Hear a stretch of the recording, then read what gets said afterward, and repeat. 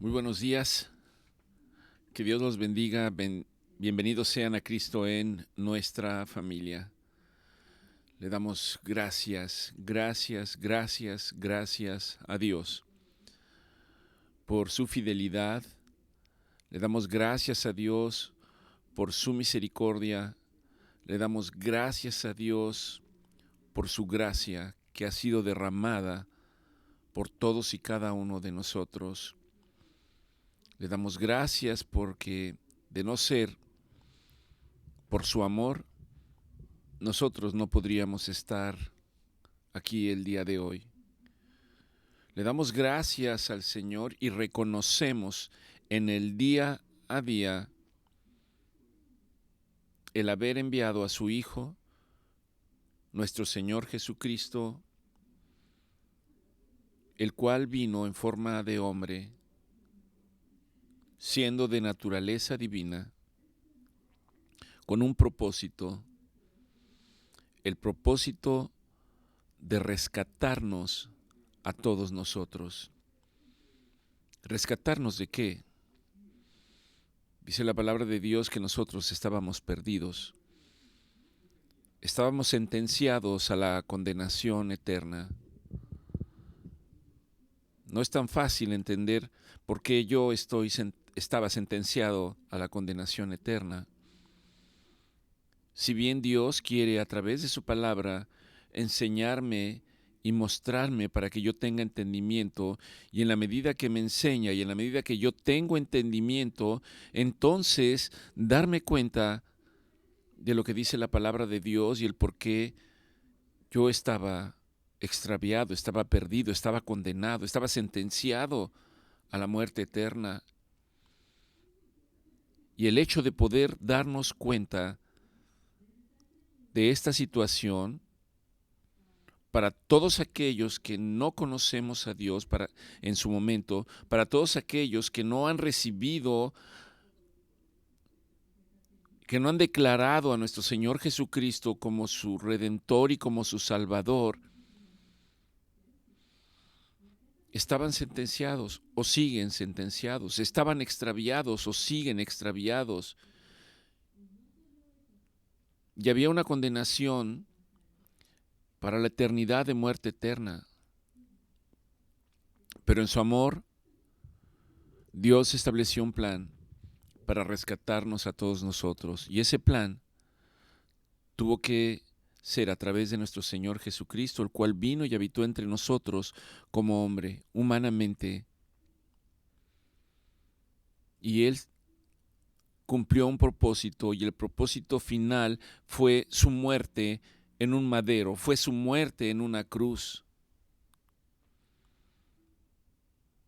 en donde la Escritura dice que Él derramó su sangre hasta la última gota, pagando el precio de nuestra libertad.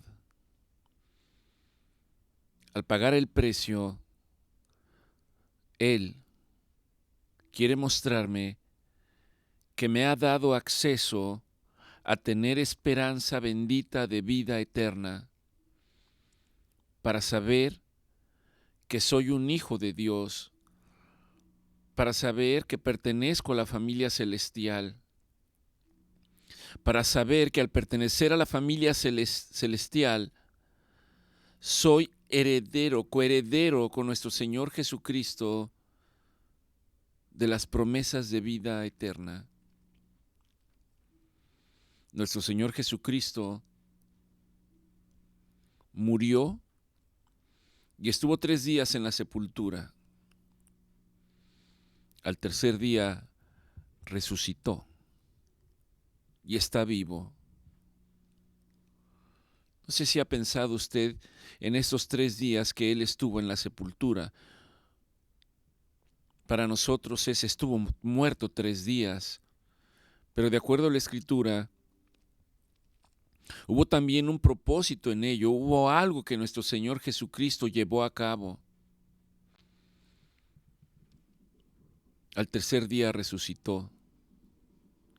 Y el Señor subió al cielo para presentarse delante del Padre, Pero no iba solo, porque la Escritura dice que llevó los primeros frutos. Puedo entender que nuestro Señor Jesucristo entregó su vida por mí en ese madero. Puedo entender que estuvo 3 días en la sepultura. Puedo entender que resucitó.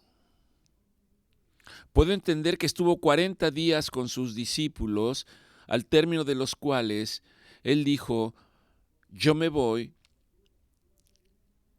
pero enviaré al Espíritu Santo para que Él les hable y les diga todas las cosas que no pude terminar de decirles, para que les enseñe. Al resucitar, la Escritura dice que hubo una mujer que fue muy de mañana al sepulcro buscando a nuestro Señor Jesucristo. Y no había nadie en la sepultura. Había un ángel. María Magdalena interpretó que era el hortelano. Y María Magdalena le pregunta: ¿dónde te has llevado a mi Señor? ¿A dónde lo han puesto? Y este hombre al que María Magdalena se refirió como el hortelano, en la Escritura se refiere como el hortelano, le dijo: María, María. Y María Magdalena reconoce que es nuestro Señor Jesucristo. Y al reconocer que es nuestro Señor Jesucristo, quiso postrarse a sus pies y abrazarlo. En un instinto humano normal, cuando nosotros vemos a alguien a quien amamos, con quien estamos agradecidos, y nuestro Señor Jesucristo le dice: no me toques, porque aún no he subido a mi Padre. Debo decirles que tiempo atrás no entendía yo esta escritura, por qué a María Magdalena le dice no me toques, y días después le dice a Tomás que no cree que es nuestro Señor Jesucristo, y él dice: no creo que tú seas mi Señor. Y nuestro Señor Jesucristo le dice: ven, mete tus dedos en mis manos, en mis llagas, y ve que soy yo. Tomás viene y mete sus dedos en los orificios de sus manos, en su cuerpo, en la herida de su costado.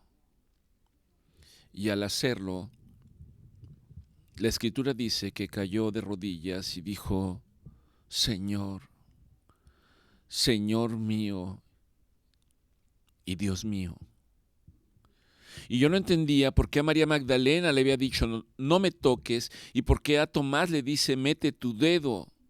Y esta parte donde yo no entendía por qué a ella le había dicho que no y a Tomás le dice que sí, no la comprendía.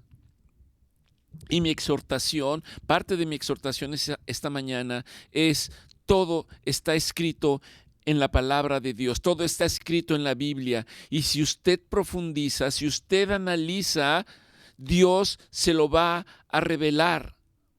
Dios le va a dar entendimiento de las cosas que no podemos entender y en las cuales en un momento determinado nos hacemos preguntas para las que no tenemos respuesta. Pero Dios tiene todas las respuestas y están escritas. Pero tenemos que ir y tenemos que investigar y tenemos que desmenuzar la palabra para que en un momento determinado Dios nos revele su palabra.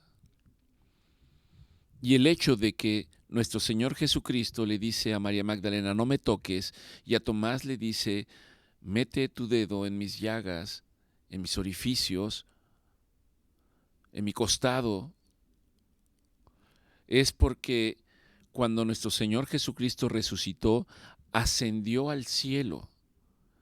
Por eso le dice a María Magdalena, no me toques.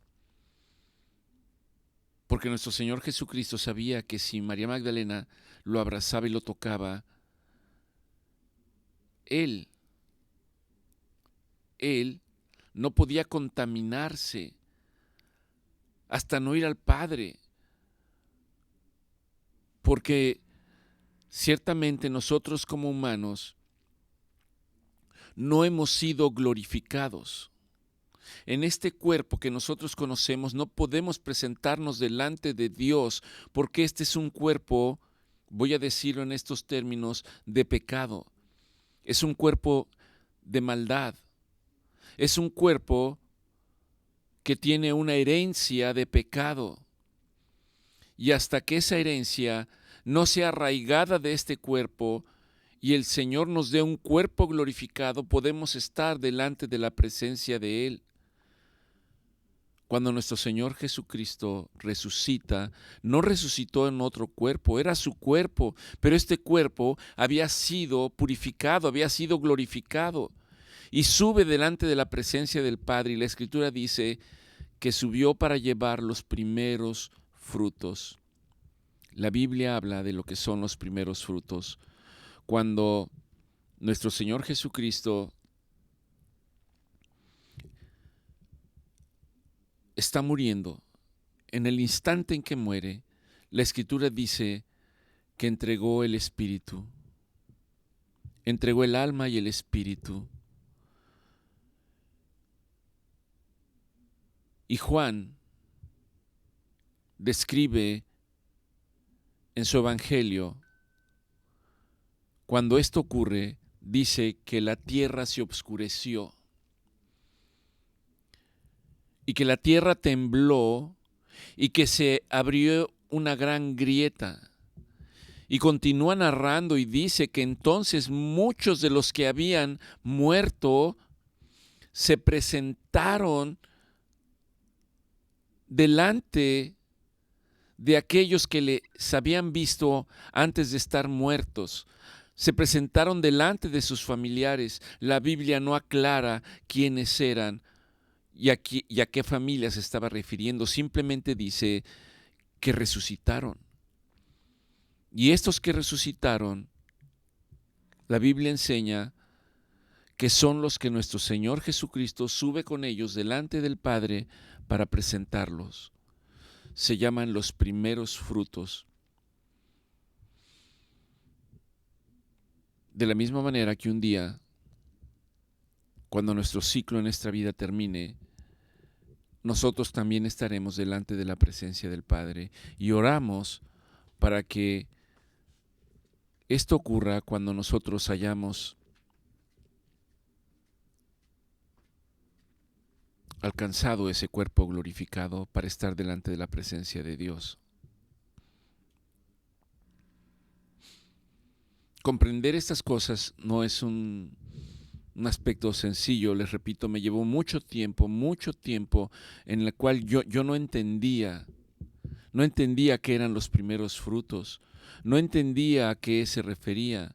Y para poder entender qué son los primeros frutos, nosotros tendríamos que ir para hablar de lo que se conoce como las fiestas del Señor, las fiestas de primavera y las fiestas de otoño. El Señor vino, nuestro Señor Jesucristo vino y cumplió en su persona las fiestas de primavera. Entre ellas, una de las más importantes, fue la celebración de la Pascua, en donde Él mismo fue el cordero que tenía que sacrificarse en la Pascua. Él entregó su vida. Yo les animo para que se mantengan en el día a día escudriñando la Escritura, meditando y reflexionando en ella. Hay cosas que Dios les va a mostrar. Se los expreso a ustedes como testimonio. El día de ayer hablaba con un colega, con un médico. Él tiene alrededor de 80 años. Y Dios me permitió poder establecer una plática con él en la cual él me decía que era un hombre temeroso de Dios.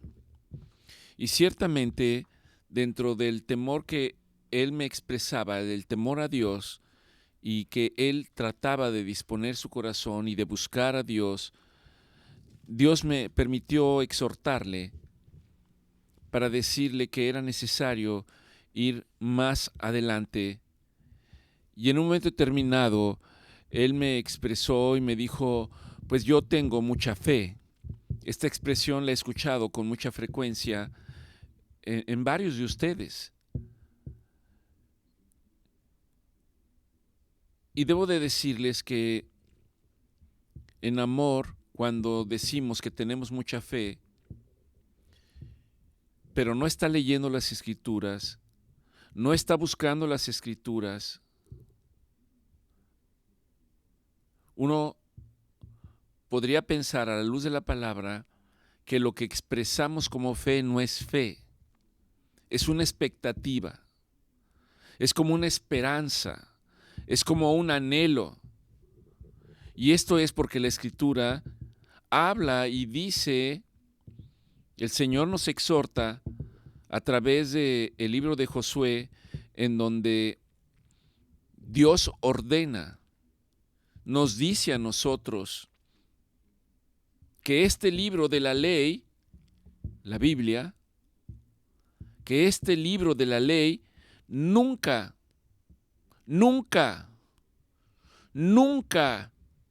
se aparte de tu boca.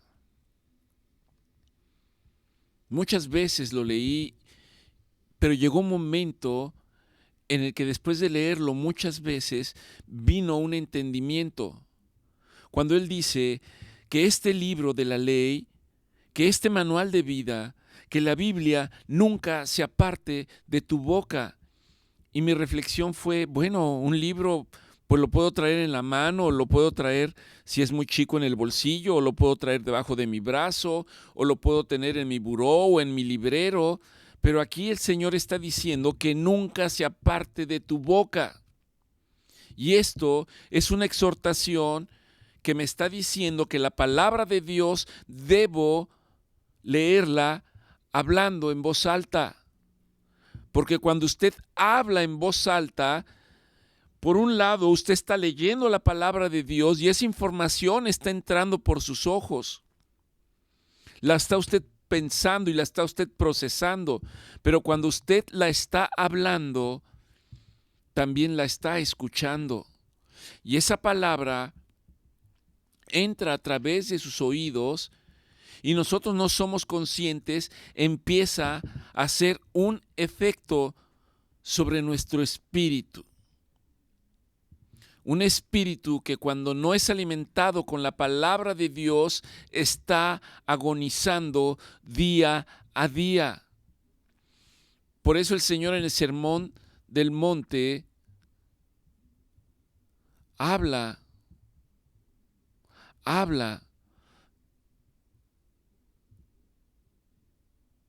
de que bienaventurados los que reconocen que son pobres en espíritu.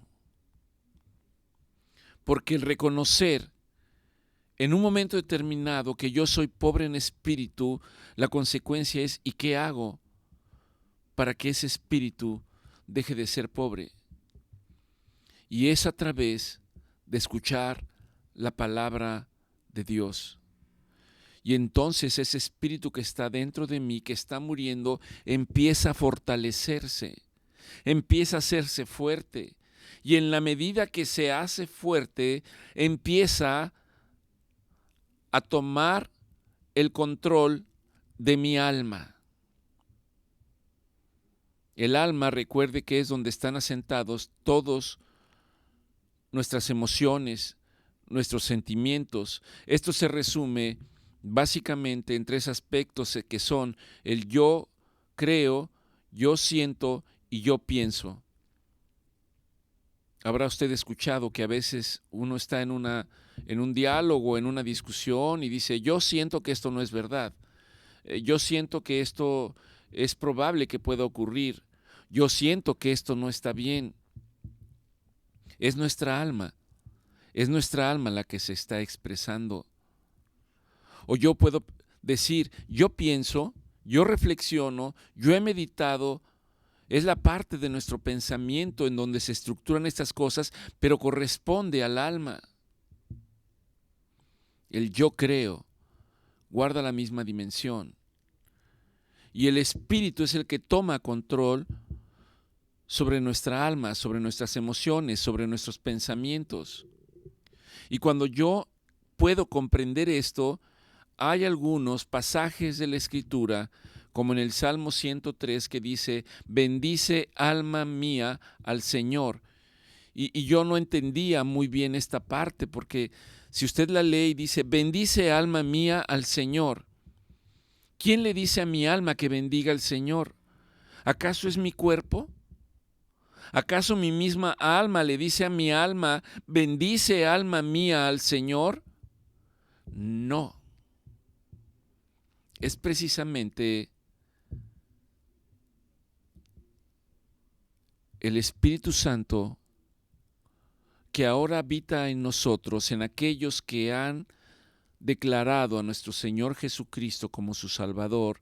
Es este Espíritu Santo que empieza a tomar control, y aun cuando el alma no quiere sujetarse, el Espíritu le dice, bendice alma mía. En otras palabras, sujétate a la voluntad de Dios, sujétate a la voluntad de Dios. Y entonces puedo entender la esencia del Salmo cuando dice, bendice alma mía al Señor y bendiga todo mi ser su santo nombre. Y empieza a tener sentido lo que dice la palabra. Luego entonces, cuando el Señor dice que este libro nunca se aparte de tu boca, es porque al leer la Escritura en voz alta nos estamos ministrando a nosotros mismos. Y entonces en el Nuevo Testamento dice, cuando habla de la fe, que la fe viene a nosotros.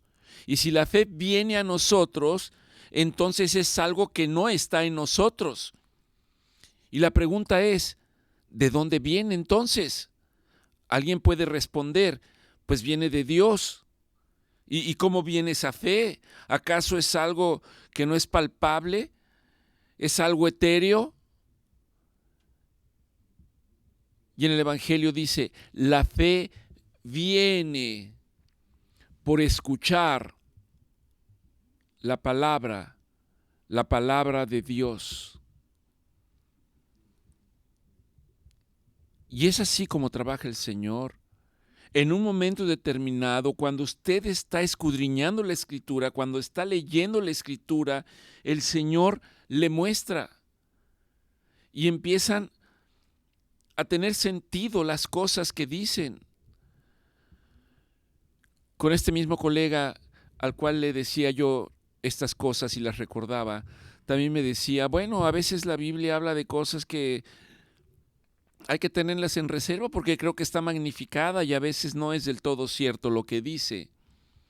Eso ocurre cuando no estamos escudriñando la palabra, cuando no estamos leyendo en voz alta la palabra de Dios y refleja que nuestro espíritu sigue débil, que nuestro espíritu no está siendo alimentado. Y si nuestro espíritu es débil y no está siendo alimentado, entonces el ser humano es presa de todo pensamiento que no viene de Dios y que busca apartarlo de la voluntad de Dios. Y por eso puedo comprender en mi persona misma, válgame la expresión, cuando en ocasiones hacemos cosas y decimos, no entiendo por qué hice esto. No sé qué me llevó a tomar esta decisión. Y a veces decimos más, no debía haber hecho eso. no debía haber dicho esto, no debía haber pensado esto, no debía haber tomado esta acción, sobre todo cuando tiene una repercusión negativa sobre nosotros. Y la pregunta es, si yo me doy cuenta que no debería haberlo dicho, que no debería haberlo yo pensado, ¿por qué lo dije? ¿Por qué lo pensé? ¿O por qué lo actué? Simplemente porque mi alma predominó sobre mis acciones y no tuvo el freno del Espíritu de Dios. Por lo tanto, la fe viene por escuchar la palabra de Dios, y entonces nuestro espíritu empieza a ser fortalecido. Nuestro espíritu empieza a tener dominio sobre nuestra alma y sobre nuestro cuerpo. Y esto es importante porque al hacerlo puedo entender cuando la palabra de Dios dice que cuando soy débil soy fuerte, porque soy fuerte en espíritu. Y si soy fuerte en espíritu, conforme a la palabra, me dice que entonces soy más que vencedor en Cristo Jesús, porque ahora puedo entender, comprender y hacer su voluntad y no mi voluntad humana.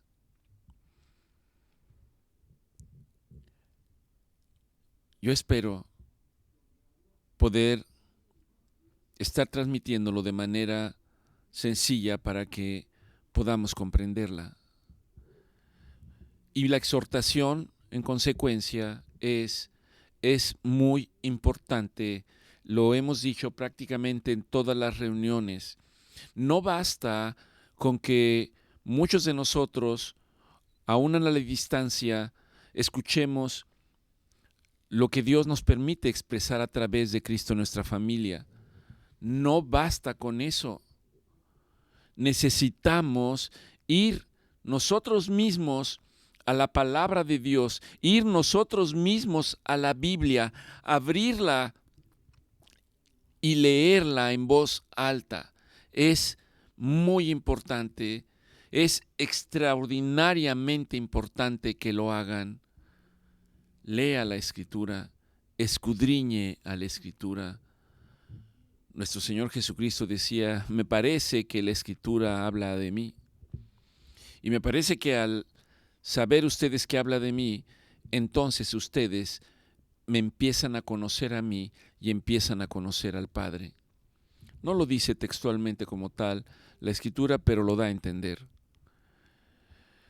Oramos entonces para que nuestro Señor les permita a ustedes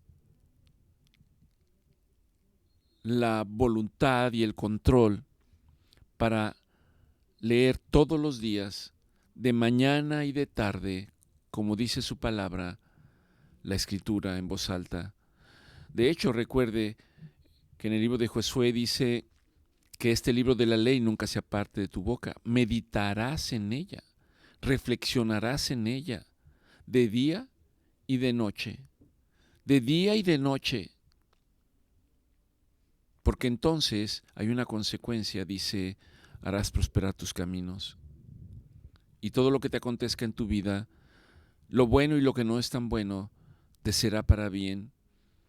Porque entonces empezaremos a comprender cuál es la voluntad, cuál es la buena voluntad de Dios.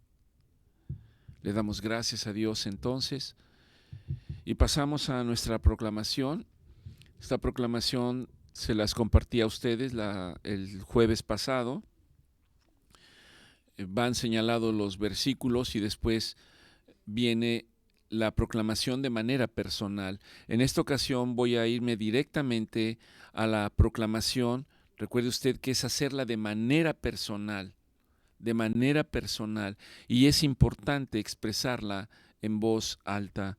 Recuerde que esta proclamación está basada en el Salmo 103, versículo 8, ya los tienen ustedes, en el libro de Lamentaciones 3, versículos 22 y 23, Salmo 103 y versículo 10, Hebreos 4, versículo 16, Segunda de Corintios, en el capítulo 12, versículos 9 y 10, en el libro de Segunda de Corintios, capítulo 9, versículos 8 y 9, en el libro de Romanos, en el capítulo 5, versículos 3 y 5, libro de Romanos, capítulo 8, versículo 37, el libro de Romanos, capítulo 5, versículo 1, y finalmente el libro de Romanos, en el capítulo 8, versículos 38 y 39. Pensará usted, oiga, está un poquito larga, ¿verdad?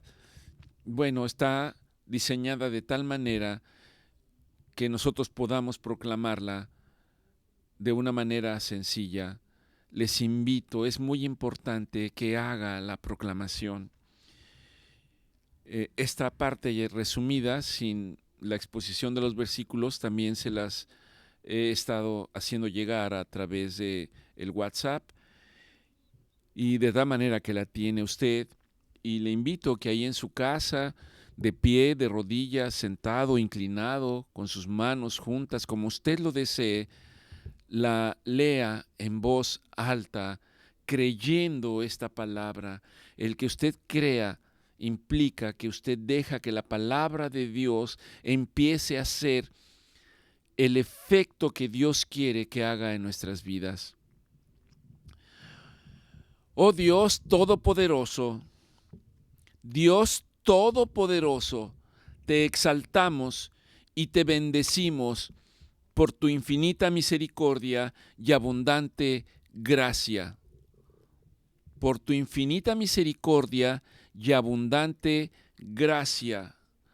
Reconozco, Señor, reconozco que tu misericordia es nueva cada mañana y que no me has tratado conforme a mis faltas, conforme a mis maldades, ni me has pagado conforme a mis pecados. Tú eres fiel y me sostienes, y me acerco confiadamente al trono de tu gracia, sabiendo que ahí encuentro el oportuno socorro. Tu gracia, oh Dios, tu gracia me sostiene, tu gracia me fortalece, tu gracia me capacita para vivir cada día en tu luz. Proclamo que en mi debilidad tu gracia se perfecciona. Me glorío en mis debilidades, me gozo en mis debilidades, me gozo en mis afrentas, en mi necesidad, en la angustia, para que repose sobre mí el poder de Cristo Jesús. Y así en mi debilidad decir que soy fuerte por tu gracia. En mi debilidad soy fuerte por tu gracia. Agradezco, Dios, agradezco que tu gracia abunde en mí. Yo sé que tú me provees de todo lo necesario para vivir en piedad y abundar en toda buena obra. Aún en medio de los problemas, aún en medio de las tribulaciones, aún en medio de las pruebas, tu justicia, Dios, tu justicia permanece en mi vida desde ahora y para siempre. Y me regocijo en la esperanza, me regocijo en la certeza de saber que tu gracia me capacita para superar toda adversidad, estando seguro y entendiendo que en todas las cosas soy más que vencedor por medio de aquel que nos amó. He sido justificado por fe en nuestro Señor Jesucristo, y esto no porque yo haga algo o deje de hacerlo, sino porque es un don de Dios. Estoy seguro de que nada puede separarme de tu amor. Yo sé que en toda prueba tú eres fiel a tu promesa y estás conmigo, y que nada debo de temer. Mantengo mis ojos en ti, el autor y consumador de mi fe. Gloria y honra sean dadas a ti, Señor, por tu misericordia inagotable y tu gracia maravillosa que me sostienen y me llevan de victoria en victoria. Y el pueblo dice, amén y amén, que significa así sea, así sea.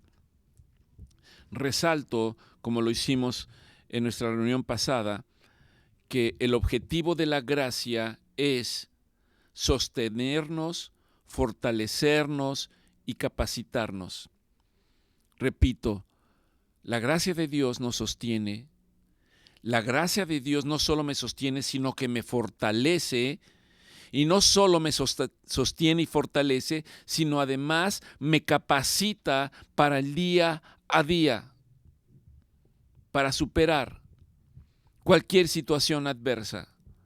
Esa es la gracia de Dios. Muchos dicen, gracia es favor inmerecido, pero el objetivo de la gracia es, recuérdelo, podríamos señalarlo en estos tres aspectos: sostenernos, fortalecernos y capacitarnos. Le damos gracias a Dios.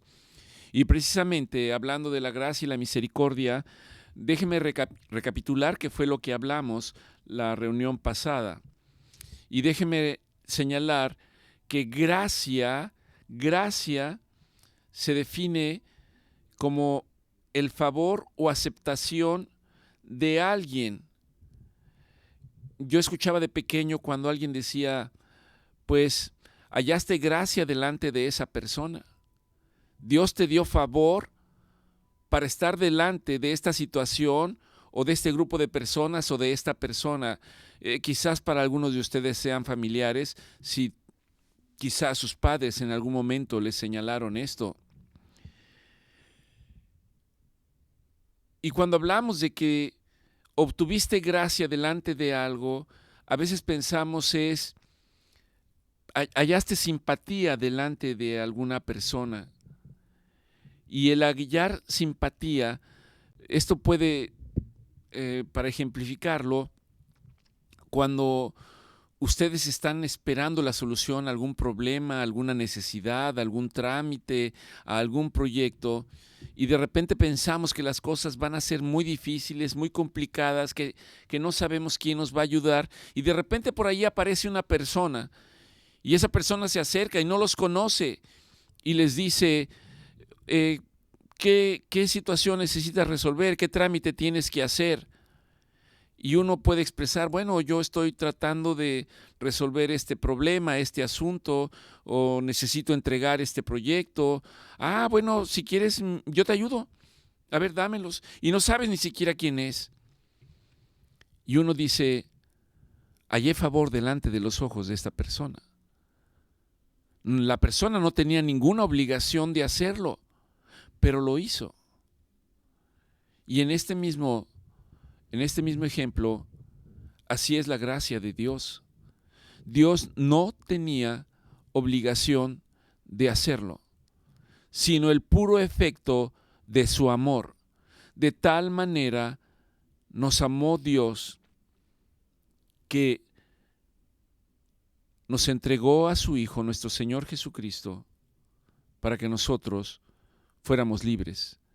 No lo merecíamos, pero el Señor lo hizo. No hacemos nada, no necesitamos hacer nada. En este caso, hablando de la gracia de Dios, es el puro afecto de Dios por todos y cada uno de nosotros. Y esta acción, este efecto, refleja la soberanía de Dios.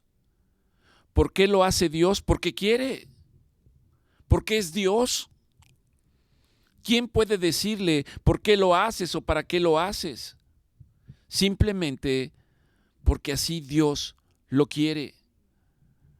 En el libro de Génesis 3:8 está hablando de Noé precisamente frente a Dios, y el versículo dice, y Noé halló gracia ante los ojos de Dios. Simplemente Noé halló afecto delante de Dios. porque era Dios, no porque era Noé.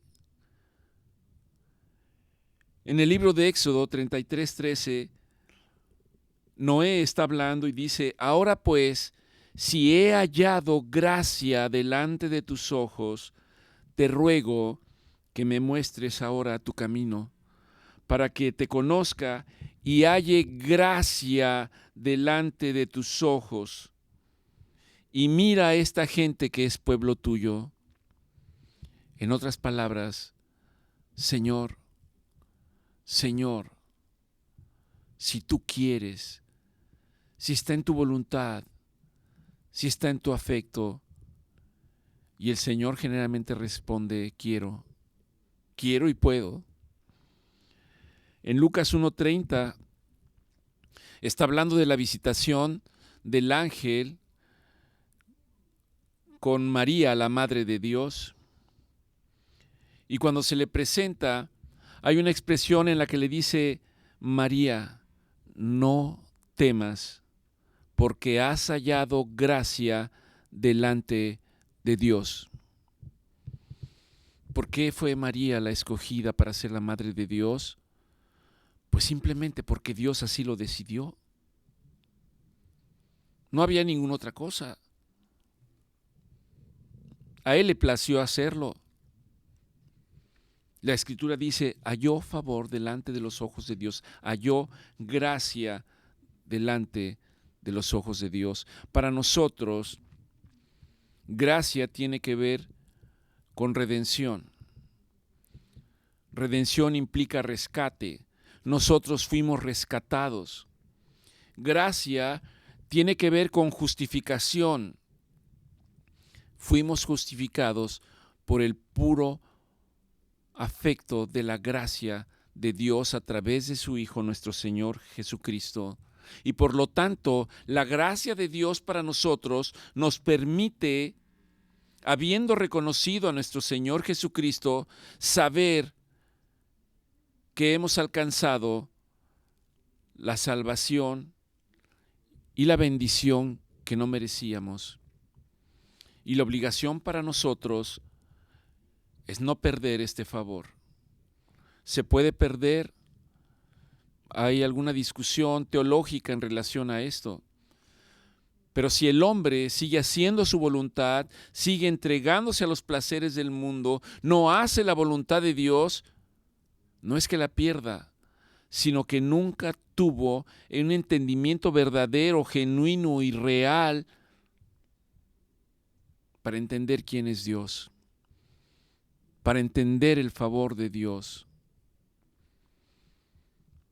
Y esa persona no tuvo la capacidad de que cuando tuvo un encuentro con Dios, cuando Dios hace que seamos conscientes de su presencia, conscientes de esa relación, Dios dice que debemos de tener un cambio de mentalidad, debemos tener un cambio total y absoluto de nuestra manera de pensar. Eso se llama arrepentimiento. Quizás escuchen por ahí algunos términos como metanoia o teshuvá. No pretendemos meternos en estos aspectos para no generar un poquito de confusión, pero arrepentimiento tiene que ver con cambiar nuestra manera de pensar y corregir nuestros caminos. Los caminos que cuando no conocemos a Dios son caminos que son acordes a la voluntad del hombre. Y si son acordes a la voluntad del hombre, son acordes a su propia naturaleza, a lo que el hombre cree, a lo que el hombre piensa o a lo que el hombre considera que puede hacer.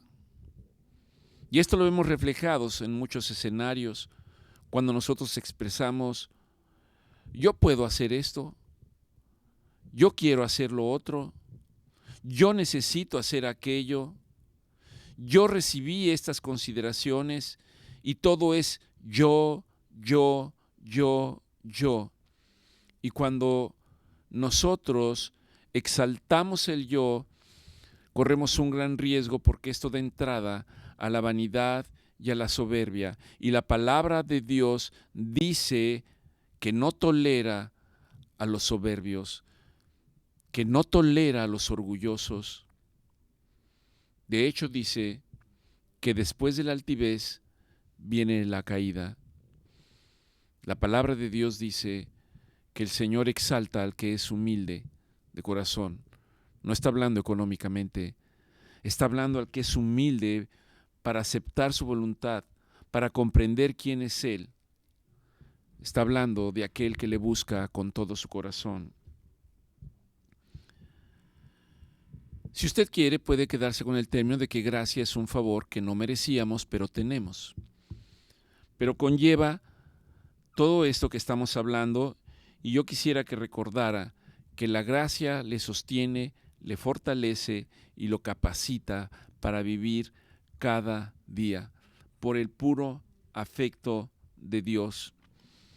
En el libro de Efesios 2, 8, 9 dice, porque por gracia, y aquí está el término otra vez, porque por gracia, por el puro afecto de Dios, porque Dios así lo quiso, porque por gracia sois salvos por medio de la fe, y esto no de vosotros, sino que es un don de Dios. Y continúa diciendo, no por obras para que nadie se gloríe. No por obras para que nadie se gloríe. No es por lo que hagamos o no hagamos. Simplemente es porque en la voluntad de Dios, en su soberanía, la palabra de Dios dice que Él no desea que ninguno se pierda, que ninguno se extravíe. Está hablando de nuestra alma y está hablando de la eternidad. Romanos 3:24 dice, siendo justificados gratuitamente por su gracia, mediante la redención que es en Cristo Jesús. Y yo espero que el comprender qué es la gracia le permita también, cuando usted lea la Escritura, poder entender qué es la gracia de Dios. Más allá de que es un favor que no merecíamos, tiene que ver con el afecto de Dios por nosotros. Ahora, van de la mano gracia y misericordia. De hecho, nuestra proclamación así empezó diciendo, Señor, te exaltamos y te bendecimos por tu infinita misericordia, por tu infinito. ¿Qué es infinito? Es algo que no tiene fin. Por tu infinita misericordia y por tu abundante gracia. El Señor establece una diferencia entre la gracia y la misericordia. Personas piensan que gracia y misericordia son lo mismo, pero no es así.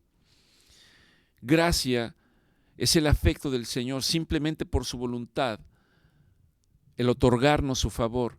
Pero la misericordia a diferencia de la gracia, tiene que ver con el hecho de que habiendo llevado a cabo una falta, de haber infringido la ley, de haber hecho algo que no es correcto, y particularmente estamos hablando de la palabra de Dios, el ir contra la palabra de Dios, se llama pecado. El ir contra lo que Dios ha dispuesto. Y hay muchos ejemplos, no me voy a detener en ellos, pero en la forma en que nosotros vivimos podemos darnos cuenta de todas las cosas que ocurren a nuestro alrededor y que muchas de ellas no tienen nada que ver con los principios, con los estatutos, con los mandamientos, ni con la ley de Dios. Es el hombre tratando de establecer sus propias leyes, sus propias normas, y al hacerlo, apartándose de Dios. Y cuando se aparta de Dios, entonces el hombre se mantiene en una naturaleza de pecado y no puede estar delante de la presencia de Dios. Entonces, cuando un delincuente hace algo por lo cual merece un castigo, merece una sentencia, alguien viene y le dice, vete, eres libre. Tu condena ya la pagó alguien. El sentenciado puede decir, ¿y quién fue? Para nosotros, estábamos sentenciados, y el que vino y pagó por nuestra condena se llama Jesucristo. Merecíamos un castigo, pero nos fue retirado y nuestra maldad fue puesta sobre la persona de nuestro Señor Jesucristo. A través del Hijo hemos sido perdonados y eso se llama misericordia.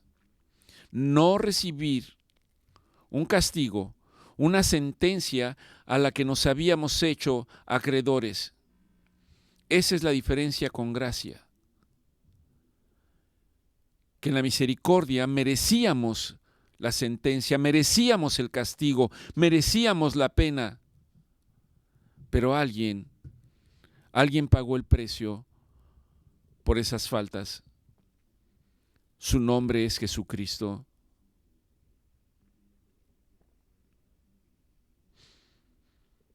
Dice Romanos 3:23, por cuanto todos hemos pecado y estábamos destituidos de la gloria de Dios.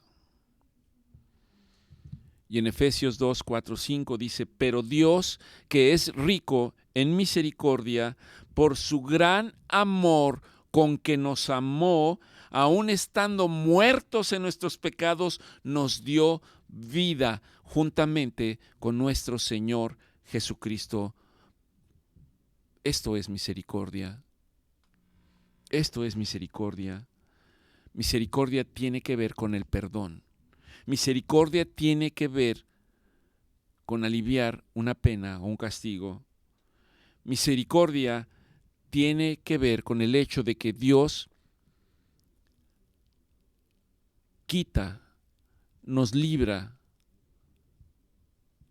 un castigo, una pena que merecíamos por nuestras faltas. Yo espero que estemos comprendiendo la diferencia entre gracia y misericordia. Es importante porque en la Escritura se habla constantemente de ello.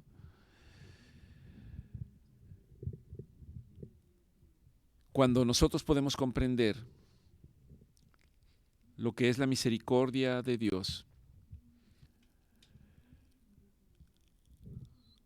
al revisar la Biblia, algunos pasajes podemos comprenderlos, como aquel en donde están aquel hombre ciego o un par de hombres ciegos que escuchan que está pasando nuestro Señor Jesucristo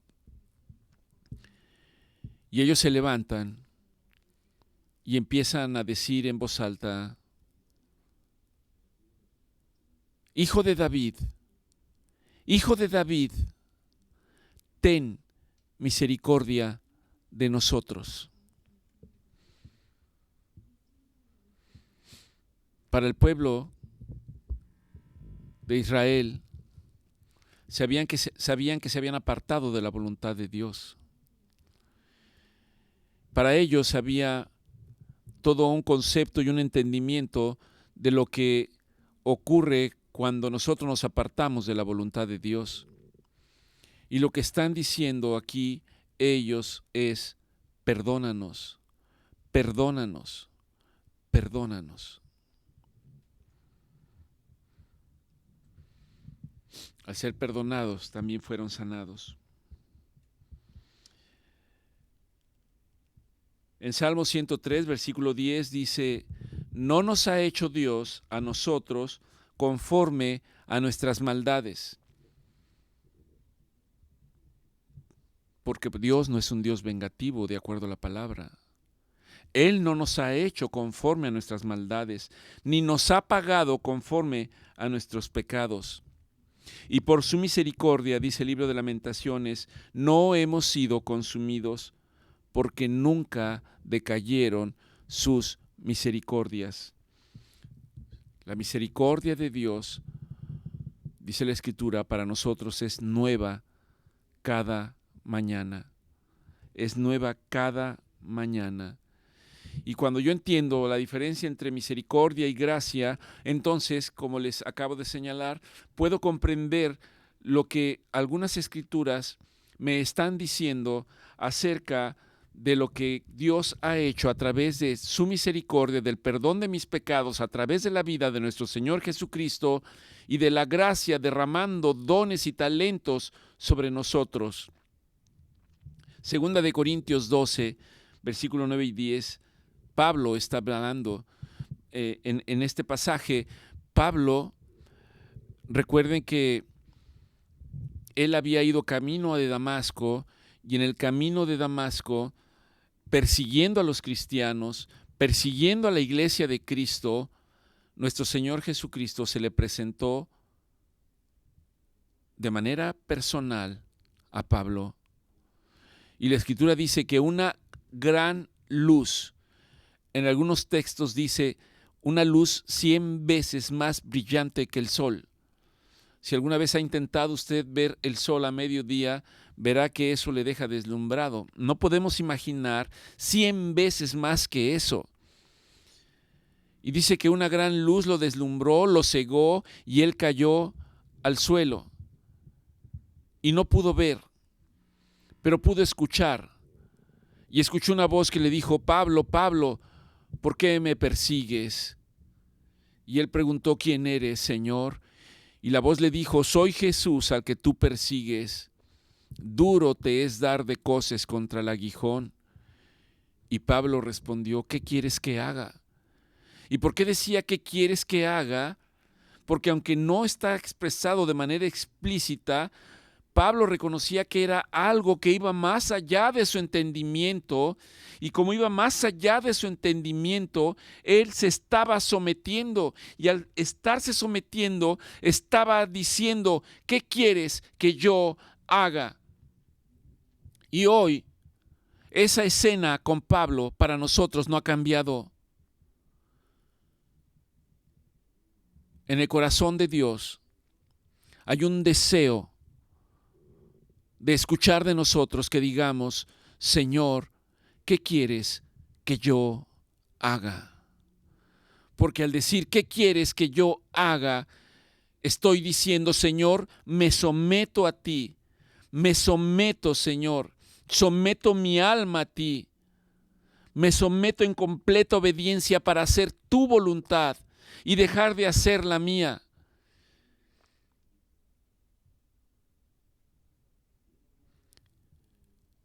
Pablo fue llevado a Damasco, en donde estuvo 3 días y 3 noches, de acuerdo a la Escritura, en donde no podía ver. Dios envía a un profeta que viene a donde está él y le dice: nuestro Señor Jesucristo me ha enviado para que ore por ti, te imponga las manos y ahora veas. Y cuando Ananías ora e impone las manos sobre Pablo, dice que como escamas cayeron de sus ojos. Esto no lo habla la Escritura, sino que he buscado y trato de reflexionar en ello, y es probable que a lo que se está refiriendo es que Pablo tuvo, humanamente hablando, físicamente hablando, una quemadura. Al hablar de una luz brillante, al ser deslumbrado, al decir que cayeron como escamas de sus ojos, médicamente me atrevería a decir que lo que cayó fue esta costra que se forma después de que alguien sufre una quemadura intensa. Dice que cayeron escamas de sus ojos. Y es probable, esto no lo dice la Escritura, eso lo estoy reflexionando yo, es probable que esa quemadura le haya dejado un dolor a Pablo. Médicamente tiene un nombre, no necesita aprendérselo, se llama dolor neuropático, es decir, dolor a consecuencia de algo que ocurrió. Y al parecer esta molestia la tenía Pablo constantemente. Y esto es para entender lo que dice en este pasaje, en donde Pablo está señalando y está diciendo que ha estado orando al Señor para que le quite ese dolor. Pablo era usado para que personas fueran sanadas, para que personas fueran liberadas. Y de alguna manera Pablo está diciendo, ¿por qué, Señor, si tú me das la capacidad en tu nombre de orar por las personas, orar por los enfermos, imponer mis manos y yo veo las maravillas y milagros que tú haces? ¿Por qué? ¿Por qué este dolor? ¿Por qué este dolor que tengo permanentemente? De hecho, Pablo decía que era un aguijón de Satanás que lo abofeteaba de día y de noche. Está hablando de que era una molestia permanente y continua. Y en este escenario, la Escritura dice que Pablo oró, algunos dirían 2 veces, seguramente fueron más. Y de esto está hablando Pablo, de la respuesta que recibe de parte de Dios, en donde el Señor le dice a Pablo, Pablo, bástate de mi gracia. Bástate de mi gracia, porque mi poder se perfecciona en tu debilidad, en tu debilidad. Y entender esta expresión de que el poder de Dios se perfecciona en nuestra debilidad, yo podría traducirlo cuando alguien está pasando por una situación de enfermedad extrema. Dios necesita llevar a cabo todo un proceso en la vida de esa persona que comienza cuando esa persona reconoce que Jesucristo es el Hijo de Dios, que lo reconoce como su Señor y como su Salvador, y al reconocerlo como su Señor y Salvador, entonces uno debe expresar, Señor, perdóname, perdóname, Señor, y ten misericordia de mí. Cuando uno llega a ese punto, reconociendo que no hay poder humano que pueda ayudarme, no hay medicina humana que pueda ayudarme, no hay personas que puedan venir y puedan ayudarme, el único que puede ayudarme es Dios, a través de nuestro Señor Jesucristo, el único que puede ayudarme. Y cuando una persona llega a esa posición, reconoce que somos débiles delante de Él, delante de todo lo demás, que no hay nada más. Y cuando no hay nada más, y en mi debilidad yo puedo clamar a Dios, entonces Dios me responde y Dios aparece. Y me dice como a Pablo, bástate de mi gracia. Bástate de mi gracia porque en tu debilidad mi poder se perfecciona. Y la respuesta, cuando Pablo entiende que Dios le dice, bástate de mi gracia, en otras palabras, se oye muy duro, es, no voy a quitar esa molestia de ti, no te la voy a quitar, Pablo, no te voy a sanar.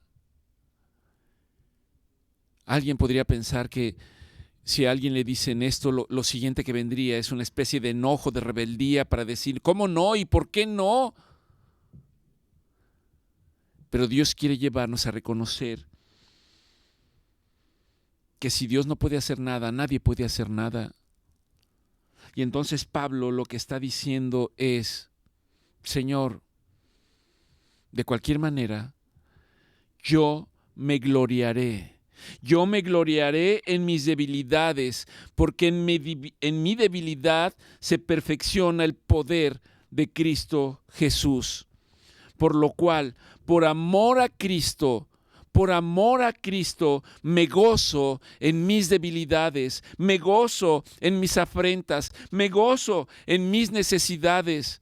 Me gozo en las persecuciones, en angustias, porque cuando soy débil, entonces soy fuerte. Porque Pablo está diciendo, ya no vivo yo más, sino ahora Cristo vive en mí. Y si Cristo vive en mí, ahora Cristo es el que pelea mis batallas, ahora Cristo es el que me fortalece, ahora Cristo es el que me lleva de victoria en victoria. No soy yo, es Él.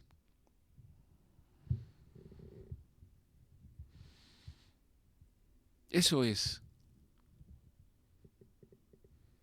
a donde Dios nos lleva muchas veces, a donde no hay ninguna explicación.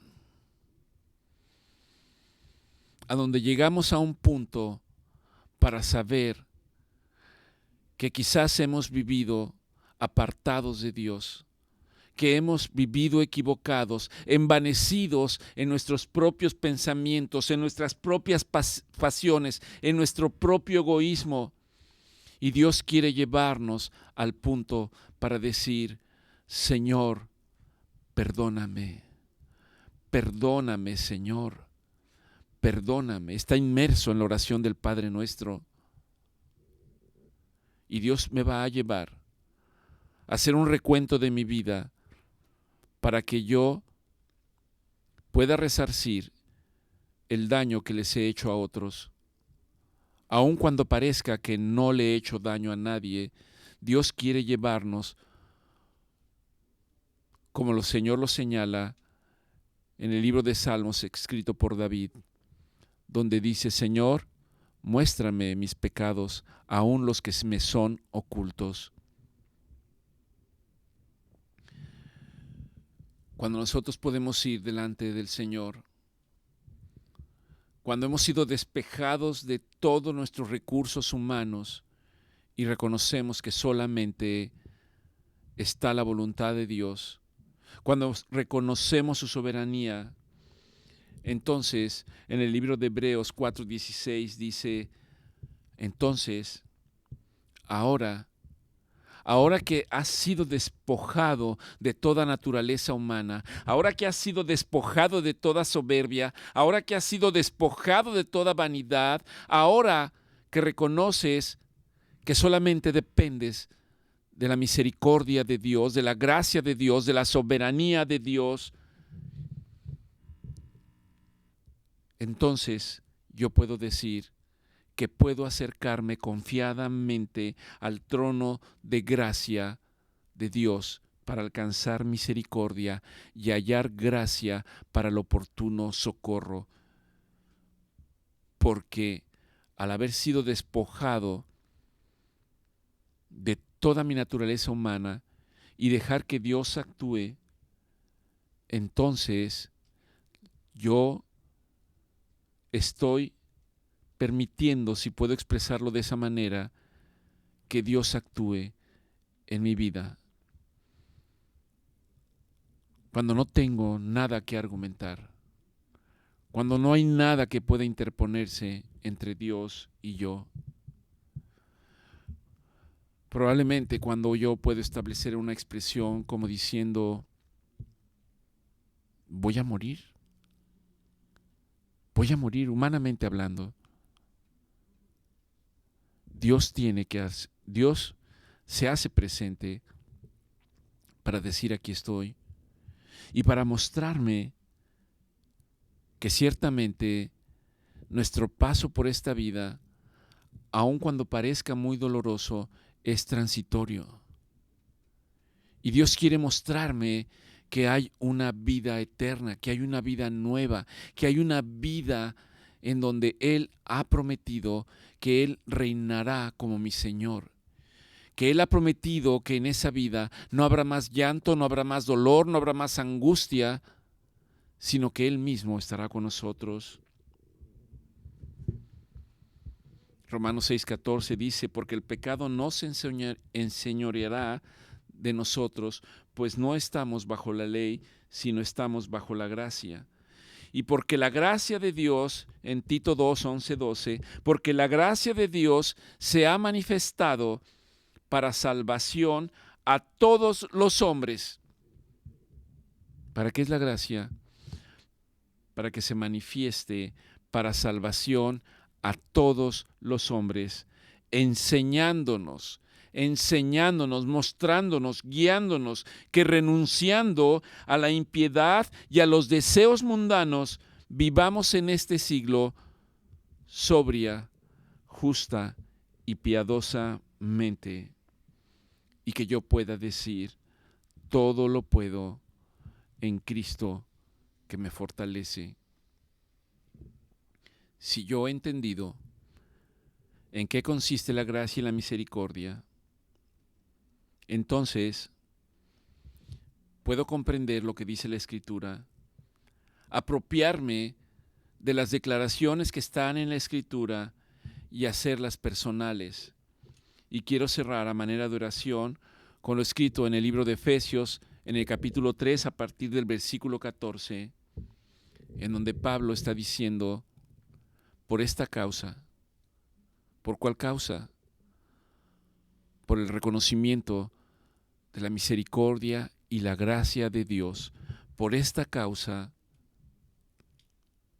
por el reconocimiento de la misericordia y de la gracia de Dios, por esa causa, a través de lo cual Él me ha dado salvación, por esa causa doblo mis rodillas ante el Padre de nuestro Señor Jesucristo.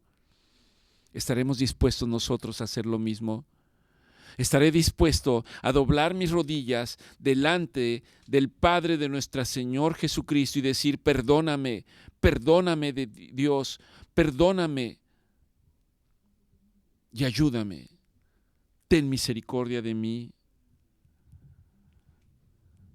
Del Padre de nuestro Señor Jesucristo, de quien toma nombre toda familia en los cielos y en la tierra, para que Dios nos dé, conforme a las riquezas de su gloria, el ser fortalecidos en el poder, en el hombre interior, por su Espíritu, para que habite nuestro Señor Jesucristo por la fe en nuestros corazones, a fin de ser arraigados y cimentados en amor, y que seamos capaces de comprender con todos los santos cuál es la anchura, cuál es la longitud, cuál es la profundidad y la altura, y de conocer el amor de Cristo, de conocer el amor de Cristo que excede todo conocimiento, que excede todo entendimiento, para que seamos llenos de la plenitud de Dios. Y aquel que es poderoso para hacer todas las cosas mucho más abundantes de lo que pedimos o entendemos, según el poder que actúa en nosotros, a Él sea la gloria en Cristo Jesús por todas las edades, por todos los siglos de los siglos. Amén.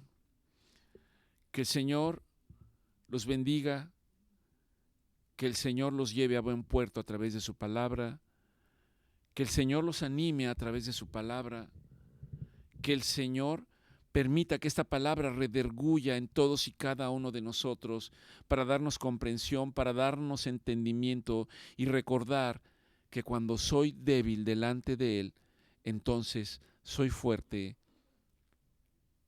en Cristo Jesús. Que la paz de nuestro Señor Jesucristo sea con ustedes y la gracia del Espíritu Santo les fortalezca. Que Dios los bendiga.